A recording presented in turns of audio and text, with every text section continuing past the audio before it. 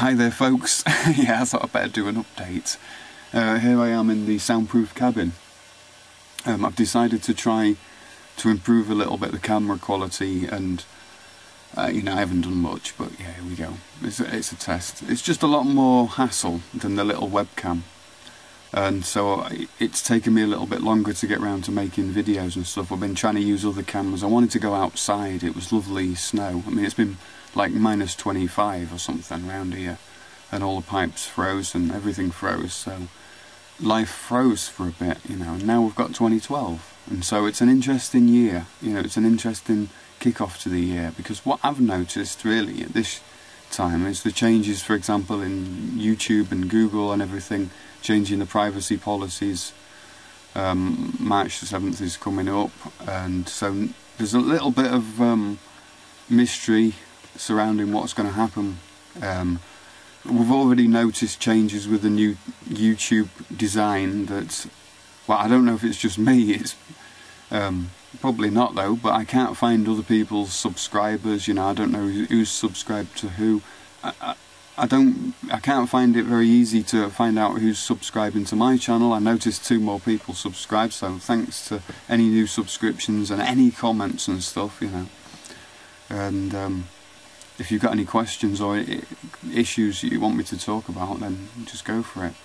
But like I say, you know, this community aspect of YouTube seems to be under jeopardy, and yeah, well, none of us seem to be sure what's gonna happen.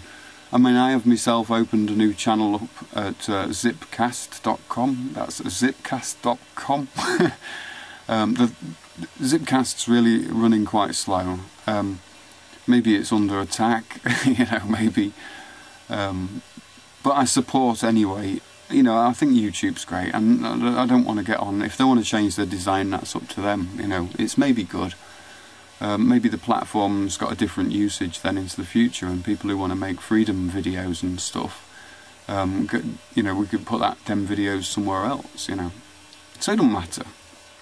As long as we all keep in touch, you know, I'm happy to have subscribers, and that is, for me, it's more than just television, you know. The interactive aspect of being able to write people comments and send messages and even do videos and stuff is just phenomenal, you know. If that disappears, then basically we're back to like television, and we've got no chance then, because the media, the mass media, you know, the mainstream media will just roll over everything again, as it always does, you know. So yeah, you know, I'm not really too bothered about the end of the world and stuff, 2012 and that, and it's amazing situation coming up. There's a lot of changes and stuff.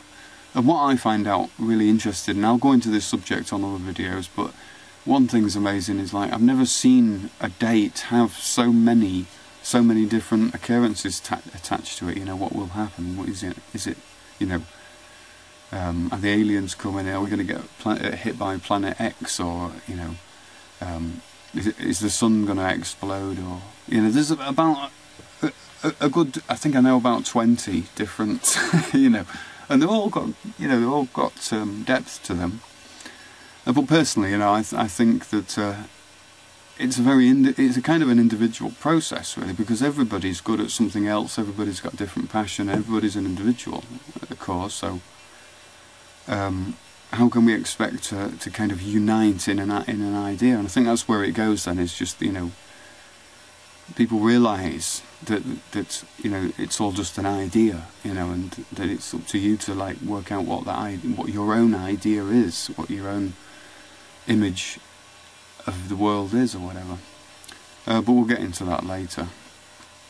Another thing I noticed, you know, about stalling videos and not making videos, and that is the fact that I started to try to premeditate what I was going to do. I tried to like plan it out a little bit better and make a better performance, and contemplate doing some research on some of the subjects I wanted to talk to. And then I realised, you know, it's always the case with me. As soon as I start to premeditate something for too long, then it doesn't work anymore, really. It doesn't work anymore. You know, I'm noticing things about myself as I get older, as I grow. You know, I always thought that when you got older and wiser, you know, you got stronger in all areas. But I realised that, you know, some of my weaknesses, you know, for example, with bureaucracy, you know, and laws and rules and regulations and duties and you know, well, what about rights? You know, what about like humanity? What about like somebody feeling under pressure because of all this paperwork? You know, what about things like that? You know, what about the fact that some people just can't take pen and paper and words and letters and stuff, you know? And that, you know, these are the things that I'm noticing. So that's the areas I'm looking in. You know, I'm glad you know, I'm glad in the situation I am. I'm not, you know, I'm not unhappy about things, but I do notice then, you know, I get a letter through the door, I notice how it affects me. You know, it's the A4 fear. You know, it's folded in 3 and you open it up and it's like a letter bomb. You know, and that to me, I realise more and more every day that has such an effect on me that I don't want anything to do with paperwork, really. And so that's my goal in life. As I grow older, I know that I'm going to have more of a problem if I don't get rid of that. So that is really number one, is getting free from yeah, having to do all that, really. You know, just making things so simple and obvious that you know, I can get on with the things I'm good at. You know, I'm really good at programming computers and that. It's not that I'm good at not good at words and letters and stuff like that. It's really the system. How would we put it? The way the system runs, the whole bureaucratic system doesn't make sense like a computer program does. You know, so when I'm programming a computer, I can debug it. And, you know, I have this obsession. It's kind of like Asperger's or autism or something. I don't know. I've never researched myself. You know, nobody's ever. But I'm pretty good at you know, programming languages. You know, but the thing is, I'll stay up all night for 5 nights until I've debugged something to a point where I know I've got it working, and it'll drive me insane. You know, if I don't get it working. So. Because I have to, and then so if I get a letter through the door, you know, and there's it needs debugging, it needs running, it needs executing, whatever, you know. If it doesn't make sense, then I would be just up for the rest of my life trying to debug that, you know. Especially if it's imposed on me that it's my duty. I don't know who thinks that I've got duties, you know, because I haven't got any privileges or benefits, you know. You know, but okay, yeah, this is a rant with myself. You know, I'm sat on my own in the room, so I'm not. You know, okay, we're in the public. Yeah, the public. Yeah, this is another thing that stalled me as well. Is, you know, I got to thinking. You know, have you seen? There's a difference between the public sector and the private sector, and I've never really kind of understood where in law and that where the two kind of overlap and stuff, and free speech and stuff like that. You know, and I was thinking about that film. I don't know if you remember that film. I think Citizen Kane. I think it's Orson Welles, is it? Citizen Kane. He's like a really old man. Well, he becomes old. He's a multi-millionaire, and on his deathbed he says Rosebud. You know, something like that. And that's right at the beginning of the film. The rest of the film, the people are trying to work out what is Rosebud all the way through. You know, they're asking, is it his girlfriend? Is it his dog? You know, what is Rosebud? And the whole film of Rosebud. And right at the end of the film, you get to find out. You know, and Rosebud was then, and I'm not going to tell you because I'll spoil the whole film. You see, if you tell the audience, it was then you've ruined the entire Citizen Kane film. You know. So I was thinking to myself, if you was in a public place outside of the cinema and Citizen Kane was playing on that cinema screen, and you were stood outside and there was a queue of people waiting to go on, and you just danced around saying, you know, Rosebud was his, yeah, then you really have fucked the film, you know, to put it bluntly. And a lot of people have got a lot of rights to be angry, you know, so free speech is there, but not, you're not like you can't get away from the consequences, you know. So, you know, I had a few things to talk about, and I was wondering, should I say them on YouTube? And I think YouTube is pretty much public domain, you know, even though it's a corporate company, you know, that's running it. I mean, it's a company, obviously. So, is it public? Is it private? You know, I mean, corporations I thought were private, but you know, I suppose the word public. I mean, the word public is a body of people. So there's publics, different publics. There isn't just one big public all over the world. The public of humanity. You know, there's loads of publics, and a public is like a kind of a shareholder or a stakeholder. You know, if you're living in a region and there's a factory built near you, then you're carrying some of that risk of that factory. So you are a kind of a stakeholder or a shareholder in that. You have got an interest in that, you know, and you have the right to have an interest in that, obviously, you know. So I suppose publics is any group of people, really. Probably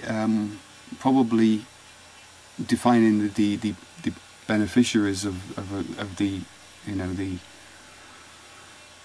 government trust, you know. But public's public, you know, republic's republic. So, and private's private. Yeah. You know, there's things you don't do in public that you do in private. You know, you make love in private. You know, you can like smoke weed in private. You know. So obviously, you don't go out in the street and make love or whatever in the street, because it's not the done thing to do. But just because you do it at home doesn't mean that it's like against the law. You know, it's just two different sectors. You know, that's the way I see it. I mean, that's from what I've read and everything else. You know, it's like, you know, and I kind of feel that we've got this attitude that because we're doing things behind closed doors, and because we're not getting caught or whatever, you know, let's face it, you know, everybody's could get caught doing something, even if it's just driving a little bit funny or parking or whatever. Everybody's got something, I guess, you know. I don't know. Is it so? You know, everybody's got something. Everybody's breaking the law, aren't they? In a little way. But what is the law? So yeah, I mean, that's a question for later on the episode that we'll cover at some point. Yeah. So I've covered a lot of little topics. I've covered 2012 law and everything. Yeah, I could snip this up. I could just like chop, you know, until you've got like a 5-minute like summary of what I've just said. So yeah, but things are good, you know. I'm always distracted by some really cool projects and stuff. Been getting into like raw food, and you know, a lot of people seem to be getting into raw food right now, you know, juicing and smoothies, and but that's really good, you know. It's obviously, you know, better than cooking all your food. Getting into like into writing. I like writing and music and that, so I've been doing a lot of that, and so that's good. I'm chuffed. I'm happy. And so I just wanted to do this update anyway, you know, and yeah, you know, there's been less videos. People haven't put any there's many videos up. I don't know why. I don't know if it's Christmas or whatever it is, but people haven't been putting so many videos up over the last over the last 2 months. And so yeah, you know, we should, you know, we should get it going. Rock and roll, I say. Alright, people. Yeah, friend. Cheers.